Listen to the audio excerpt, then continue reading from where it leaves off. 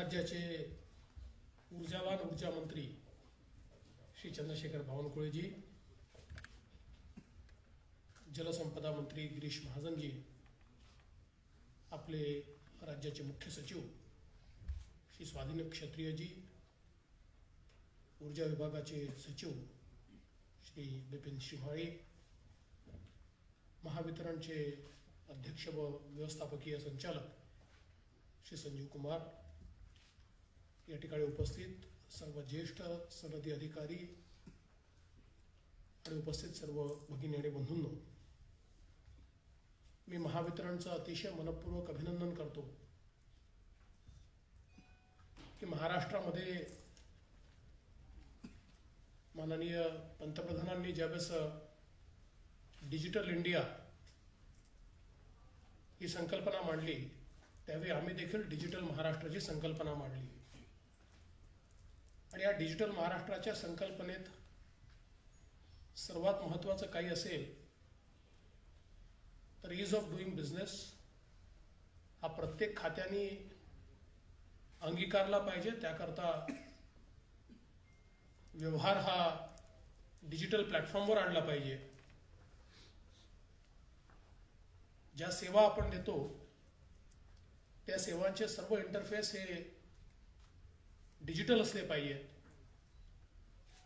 आणि त्याचं अंतिम उद्दिष्ट काय, तर महाराष्ट्रातल्या कुठल्याही नागरिकाला कुठलीही सेवा प्राप्त करून घेण्याकरता शासकीय कार्यालयामध्ये जाण्याची आवश्यकताच पडायला नको. आपल्या मोबाईलच्या माध्यमातून सर्व शासकीय सेवा या त्याला प्राप्त करून घेता आल्या पाहिजे. याकरता डिजिटल महाराष्ट्राची संकल्पना आपण मांडली आहे. आणि मला अतिशय आनंद आहे की एक एक विभाग अतिशय उत्तमपणे या संकल्पनेला मूर्त रूप देण्याचा प्रयत्न करतोय. मागच्या काळात आपण आपल्या सरकारच्या माध्यमातून 150 सेवा ऑनलाईन केल्या. 2 ऑक्टोबरला ते आपण मोबाईल ॲपवर देखील आणतो. अजून जवळजवळ 100 सेवा अधिकच्या आपण ऑनलाईन आणतो. आणि आता या ठिकाणी महावितरणनं ज्या 4 ॲप तयार केल्या आहेत, या 4 ॲपच्या माध्यमातून अतिशय उत्तम अशा प्रकारचं कार्य हे महावितरणच्या माध्यमातून होणार आहे.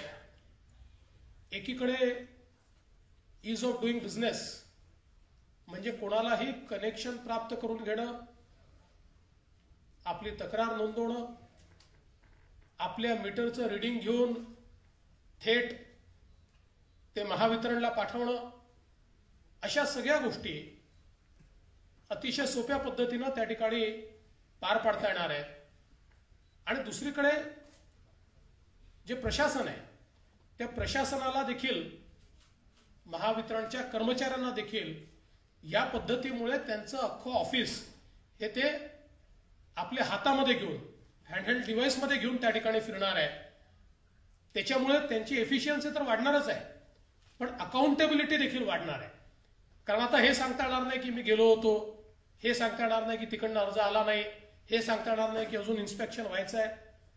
तर या ठिकाणी या ॲप्सच्या माध्यमातून जो डेटा कॅप्चर होईल त्याच्या अॅनालिटिक्समध्ये प्रत्येक कर्मचाऱ्याच्या कामाचं मूल्यमापन करता येईल, त्याच्या कामाची अकाउंटेबिलिटी ठरवता येईल आणि त्यांनी दिलेलं काम किती वेळात केलं, कशा पद्धतीनं केलं, किती एफिशियंटली केलं, किती ट्रान्सपरंटली केलं.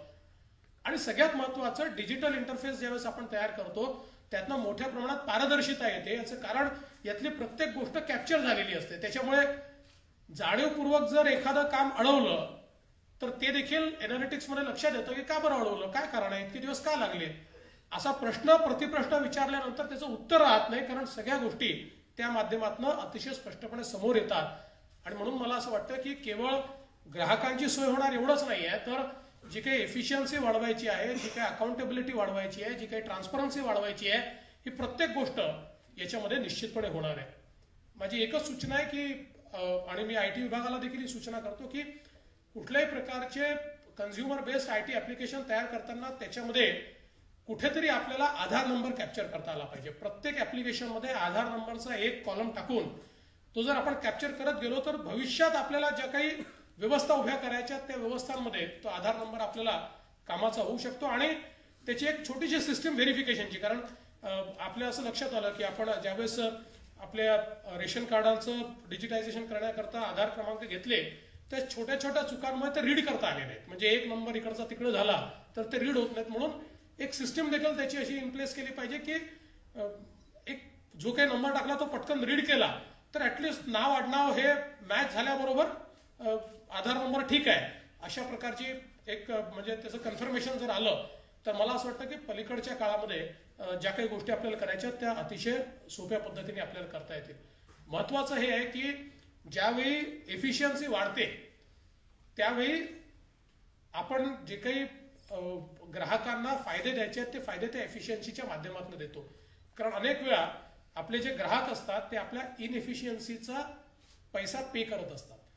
शेवटी एनर्जी सेक्टरमध्ये सगळे रिफॉर्म झाल्यानंतर आपण ज्यावेळी आपल्या रेग्युलेटरकडे आम्हाला किती या वर्षीचे अॅन्युअल रेव्हेन्यू रिक्वायरमेंट आहे वगैरे देतो, तर एका पद्धतीने त्या अॅन्युअल रेव्हेन्यू रिक्वायरमेंटमध्ये जसे लॉसेस असतात तशी इनएफिशियन्सी देखील असते. त्यामुळे आपली इनएफिशियन्सी त्या अॅन्युअल रेव्हेन्यू रिक्वायरमेंटच्या माध्यमातून आपण MERC कडनं सँक्शन करून घेतो आणि ती लोकांकडनं वसूल करतो. पण आता अशा प्रकारच्या इनिशिएटिव्ह मधनं ती इनएफिशियन्सी आपण कमी करणार आहोत. आणि मला असं वाटतं की हे एक अत्यंत महत्वाची स्टेप आहे. ही मला असं वाटतं की लोकाभिमुखता ज्याला आपण म्हणतो, म्हणजे अनेक वेळा पूर्वी विरोधी पक्षात असताना मी मागणी करायचो की आमच्या ज्या कंपन्या आहेत या कंपन्यांनी स्वार्थी विचार करू नये, लोकाभिमुख विचार केला पाहिजे. या प्रॉफिट ओरिएंटेशन याचं असू शकत नाही, सर्व्हिस ओरिएंटेशन याचं असलं पाहिजे. आणि आज ते सर्व्हिस ओरिएंटेशन या कंपन्या देत आहेत, त्याकडे चालले आहेत, याचा मला अत्यंत आनंद आहे. ज्याचा संजीव कुमारजींनी उल्लेख केला. आता आपल्याला जे काही डिजिटल महाराष्ट्राच्या अंतर्गत कंप्लीट एक जे काही डिजिटल कम्युनिकेशन करता नेटवर्क तयार करायचं आहे भारतनेटच्या अंतर्गत, त्याच्यामध्ये मला असं वाटतं की आता महावितरण आणि आमचा IT विभाग यांना एकत्रित काम करण्याची आवश्यकता आहे. कारण मला असं वाटतं की साधारणपणे आपण 3 वर्षामध्ये सगळ्या भागामध्ये वायर्ड नेटवर्क पोहोचवायचं ठरवलं आहे. पण आपण जर महावितरण आणि ITने एकत्रित काम केलं तर 2 वर्षात देखील हे काम आपल्याला सहज शक्य आहे. आणि ते झाल्यामुळे केवळ बाकी सर्व्हिसेस करता फायदा होणार नाही, तर आज ज्या प्रकारे तुम्हाला मॉनिटरिंग करायचं आहे, म्हणजे ज्या प्रकारे वीज विभागाला देखील महावितरणला देखील मॉनिटरिंग करायचं आहे.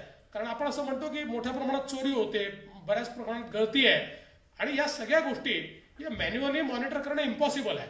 एवढं मोठं राज्य आहे, एवढे मोठे कन्झ्युमर आहेत, म्हणजे महावितरणचे कन्झ्युमरचा जर आपण विचार केला तर मला असं वाटतं की 50 देशांच्या लोकसंख्येपेक्षा जास्त, म्हणजे जे प्रमुख देश आहेत त्यापेक्षा जास्त आपले कन्झ्युमर्स आहेत एका राज्यामध्ये. आणि म्हणून आपल्याला ते सगळं जर करायचं असेल तर हे डिजिटल बेस्डच होऊ शकतं. आणि ते मला असं वाटतं की हे जर एक जॉईंट इनिशिएटिव्ह आपण केला आणि वायर्ड नेटवर्क हे सगळीकडे जर आपण पोहोचवलं, फायबर ऑप्टिक सगळीकडे पोहोचवली, तर त्यातनं इंडिव्हिज्युअल तुमचं पोलचं मॉनिटरिंग, तुमच्या फीडरचं मॉनिटरिंग, सगळं मॉनिटरिंग जे आहे ते ह्युमन इंटरव्हेन्शन लेस आपल्याला करता येईल, त्याचे ऍप्लिकेशन्स आपल्याला तयार करता येतील, आणि पूर्ण ऑप्टिमम जी काही आपली एफिशियन्सी आहे ती एफिशियन्सी देखील आपल्याला मला असं वाटतं त्या ठिकाणी पूर्णपणे लागू करता येईल. तर त्या गोष्टींनी देखील येत्या काळामध्ये काम केलं पाहिजे. यासोबत आमच्या तिन्ही कंपन्यांचं याकरता अभिनंदन करतो की आपल्या महाजेनकोने देखील अतिशय चांगली उल्लेखनीय कामगिरी गेल्या वर्षभरामध्ये केली आहे. आपलं महावितरणचं जे काही एफिशियन्सी आहे ती मोठ्या प्रमाणात वाढली आहे. प्लांट अवेलेबिलिटी फॅक्टर वाढला आहे, प्लांट लोड फॅक्टर वाढलेला आहे. आणि ज्यावेळेस प्लांट लोड फॅक्टर वाढतो त्यावेळी खऱ्या अर्थानं मला असं वाटतं की आपल्याला जे काही एक रॅशनलायझेशन करायचं आहे त्याच्यामध्ये आपल्याला एक त्याचा मोठा फायदा हा मिळत असतो. सगळ्यात महत्वाचं असं आहे की केंद्र सरकार आणि राज्य सरकारच्या कोलॅबोरेशनमुळे आज जे काही कोळशाचं मॅनेजमेंट आपण करू शकलो आहे, त्यातली जी काही चोरी, त्यातली गळती ही जी काही आपण थांबवू शकलो आहे.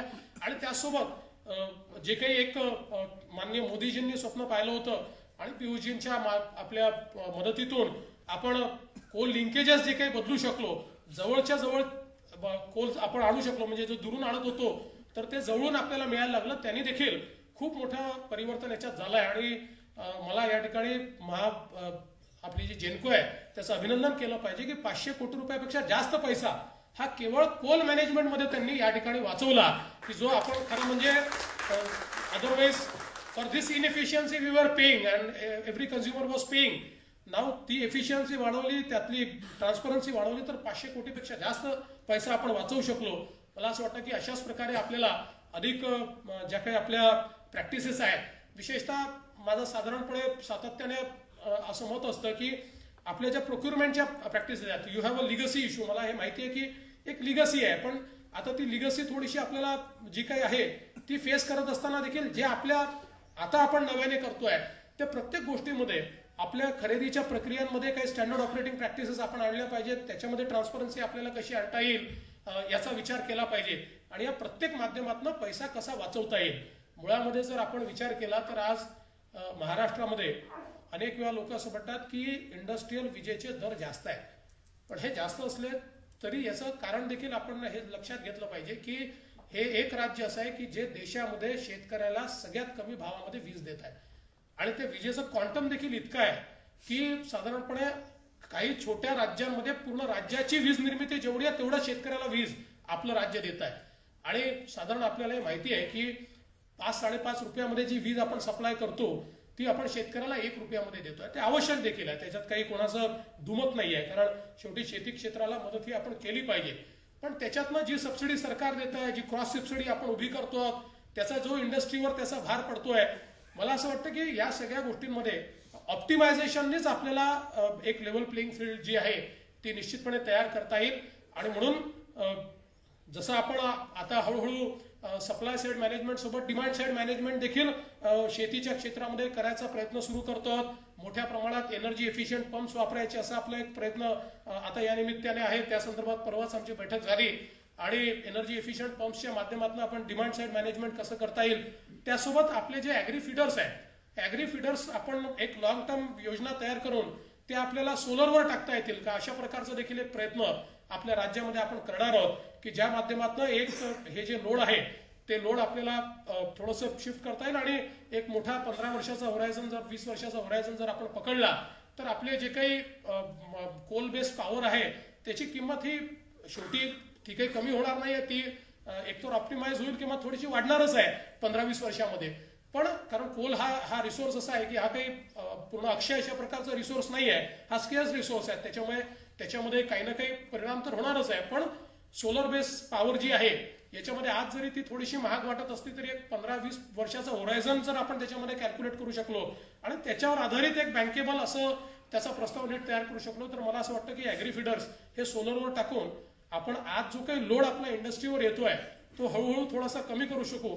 आणि अदरवाईज जी सबसिडी आपण कोल बेस्डनं देतोय ती सबसिडी थोडीशी आपण इकडे सोलर बेस्डकडे म्हणजे त्याच्या जे काही त्याचा प्रपोजल होईल त्याच्या वायबिलिटीमध्ये जर ती आपण वायबिलिटी गॅप फंडिंगमध्ये जर ती ऍडजस्ट केली तर मला वाटतं की त्यातनं देखील एक मोठं काम आपल्याला करता येईल. आणि म्हणून आता जेनको असेल, ट्रान्सको असेल किंवा डिस्कॉम असेल, या तिन्ही कंपन्यांकडनं आमच्या अपेक्षा अतिशय उंचावलेल्या आहेत. चांगलं काम आपण करतात. मी ऊर्जा मंत्र्यांचं मनपूर्वक अभिनंदन करतो की नवनवीन संकल्पना हे या ठिकाणी ते आणतात. कशा प्रकारे कोळशाचा वॅगनच्या माध्यमातून कशा प्रकारे टेक्निकली त्याचा अपव्यय होतो आणि आपण कथे जास्ती पैसे देतो हे त्यांनी अतिशय चांगल्या प्रकारे शोधून काढलं. कारण प्रत्येक वॅगनचं वेट वेगळं असताना ते सारखं वेट घेऊन आणि तेवढाच कोळसा आपल्याकडे येतोय अशा प्रकारच्या संकल्पनेतनं आपण त्याचे पैसे देत गेलो. पण आता ते देखील त्यांनी शोधून काढल्यामुळे आणि परवाच्या बैठकीत ते ऊर्जा मंत्र्यांनी मान्य केल्यामुळे आणि आता आपण रेल्वे मंत्र्यांना देखील ते सांगतो त्या प्रत्येक वॅगनचं वेट वेगळं झाल्यामुळे आपले अनेक मला असं वाटतं किमान 200-300 कोटी रुपये 500 कोटी रुपये त्या माध्यमातून आपण वाचवणार आहोत. तर मला असं वाटतं की अशी चांगली संकल्पना ही ऊर्जा मंत्र्यांनी स्वतः त्याच्यामध्ये लक्ष घालून आणि या सगळ्या गोष्टी बाहेर काढलेल्या आहेत. मला विश्वास आहे की आपण येत्या काळामध्ये अशा प्रकारचे वेगवेगळे इनिशिएटिव्ह घेऊन जे ग्राहक आहे त्या ग्राहकांना अधिक फायदा होईल अशा प्रकारचं आपण काम निश्चितपणे करू. मी पुन्हा एकदा महावितरणचं मनपूर्वक अभिनंदन करतो, ऊर्जा खात्याचं अभिनंदन करतो आणि एका चांगल्या कार्यक्रमाला तुम्ही आमंत्रित केलं आणि डिजिटल महाराष्ट्राचं आमचं स्वप्न पूर्ण करण्याकरता एक पाऊल तुम्ही पुढे नेलं त्याबद्दल मी तुमचे आभार मानतो आणि माझं बोलणं संपवतो. धन्यवाद. जय हिंद.